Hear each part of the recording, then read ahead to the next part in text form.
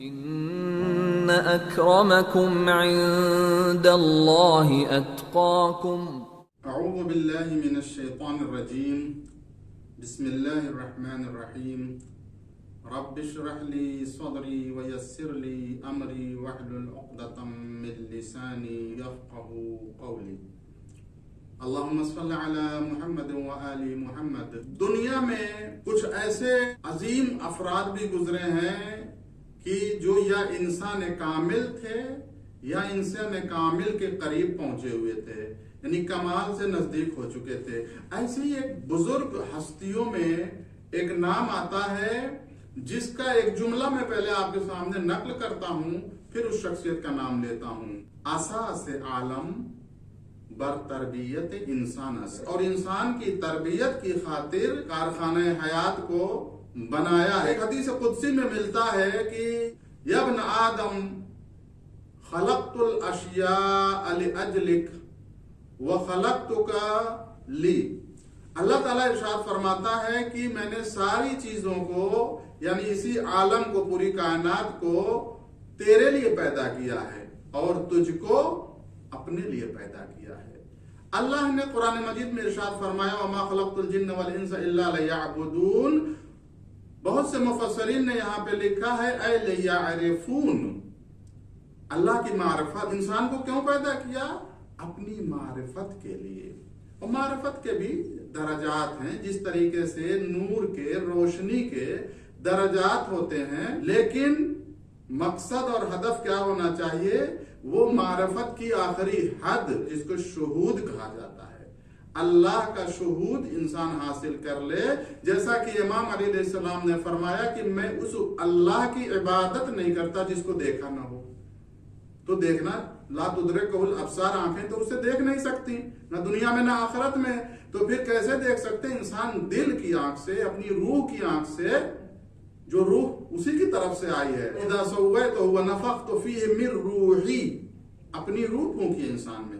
تو یہ انسان کی روح جو ہے اپنی دل کی آنکھ سے اللہ کا مشاہدہ کر سکتی ہے، اس کا شہود کر سکتی ہے۔ تو کہنے کا مطلب کیا ہوا کہ اللہ نے اپنی معرفت کے لیے انسان کو بنایا ہے۔ اب یہ انسان کیسے اس تک پہنچے گا؟ اللہ کے شہود تک، اللہ کی معرفت میں کیسے اضافہ کرے گا؟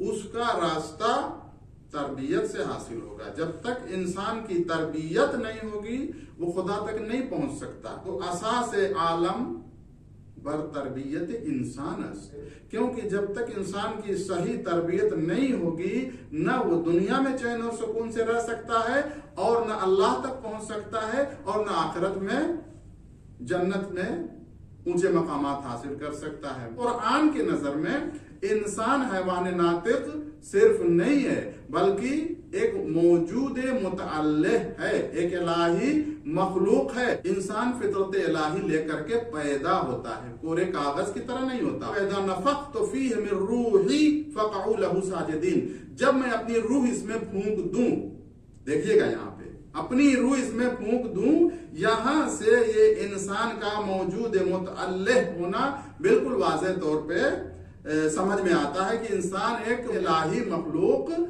ہے۔ یہ انسان بالقوہ تمام الہی صفات اپنے اندر رکھتا ہے۔ اس موجود الہی کی صحیح الہی تربیت ہو جائے، الہی نمائندوں کے ذریعے، الہی سفراء کے ذریعے، انبیاء اور اولیاء کے ذریعے، اور علماء ربانی اور عرفاء سمدانی کے ذریعے اگر انسان کی صحیح تربیت ہو جائے تو یہ انسان کے اندر جو اللہ کی صفات چھپی ہوئی ہیں یہ اجاگر ہو کر کے سامنے آ جائیں گی، اور انسان الہی صفات کا مالک بن سکتا ہے۔ یہ میں ہوائی گفتگو نہیں کر رہا ہوں۔ اگر ہمارے ساتھ سامنے تاریخ میں ایسی مثالیں موجود نہ ہوتی جو الہی صفات کے مالک تھے، ابھی بھی کچھ اللہ والے جو ہے آپ کو ایسے مل جائیں گے جو الہی صفات کے اگر کامل مرقع نہ ہو تو بہرحال کافی حد تک الہی صفات کو، ویسے تو ہر انسان میں جو ہے کوئی نہ کوئی اللہ کی صفت پائی جاتی ہے۔ آپ تعجب نہ کریں کہ اللہ کی صفت انسان میں، یہ ہمارے اندر جو رحم کا مادہ ہے، رحم دلی ہمارے اندر ہے، دل میں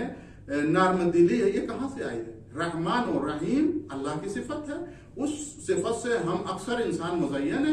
اسی لیے انسان جب قسی القلب ہو جاتا ہے، اس کے دل میں رحم کا مادہ نہیں رہتا، وہ اللہ سے نہایت دور ہو جاتا. یہ جو عظیم شخصیت اس زمانے کی علماء ربانی اور عرفاء سمدانی کے سلسلے کی اس زمانے کی ایک کڑی، جس نے دنیا میں انقلاب جو ہے برپا کیا، دنیا کے رخ کو موڑ دیا، مادیت کی طرف، شدت سے بڑھتی ہوئی دنیا کو معنویت کی طرف موڑنے کا کام کیا، مسلمانوں کو اپنی عزت دست رفتہ کو پھر سے حاصل کرنے کا جذبہ عطا کیا. اس شخصیت کا نام ہے آیت اللہ العظمیٰ روح اللہ خمینی. یہ وہ شخصیت اس زمانے کی ہے کہ جس کے کئی انبیائی کارنامے ہیں. آپ دیکھیے آج روس نے یوکرائن پہ حملہ کر دیا ہے. وہاں کے جو اس وقت سوویت یونین بولا جاتا تھا، بعد میں اس میں سے 15 ملک الگ ہو گئے تھے، اسی میں سے ایک ملک یہ یوکرائن بھی ہے. وہاں کے جو صدر تھے وقت کے، گورباچوف نام کے، ان کو خط لکھا تھا. یہ الہی کارنامہ ہے. اسی طریقے سے سلمان رشدی نے جب پروفٹ محمد صلی اللہ علیہ وسلم اور قرآن کی توہین کی تھی اور مسلمانوں کے دلوں کو تکلیف پہنچائی تھی، تو اس وقت بھی یہ عظیم شخصیت نے ایک تاریخی فتویٰ صادر کیا تھا. اور بھی وہ کارنامے، خود ایران میں جو انقلاب اتنا بڑا برپا کیا انہوں نے، یہ بھی ایک بہت بڑا کارنامہ. اسی طریقے سے میں کہنا کیا چاہ رہا ہوں کہ اس عظیم شخصیت کو لوگوں نے پہچانا نہیں ہے. ایک جملے میں انہوں نے کتنی بڑی باتیں جو قرآن اور سنت سے ثابت ہیں، اور عرفان و کلام و فلسفہ میں یہ چیز ثابت ہے کہ اساس عالم بر تربیت انسان است. اس کائنات کی جو بنیاد ہے انسان کی تربیت پہ ہے. تربیت انسان کے وجود کے مطابق مادی اور معنوی دونوں پہلوؤں پہ مد نظر رکھ کر ہونا چاہیے، ورنہ تربیت ناقص رہے گی. والسلام علی من اتبع الہدی. کسی کہنے کی ضرورت نہیں پڑتی.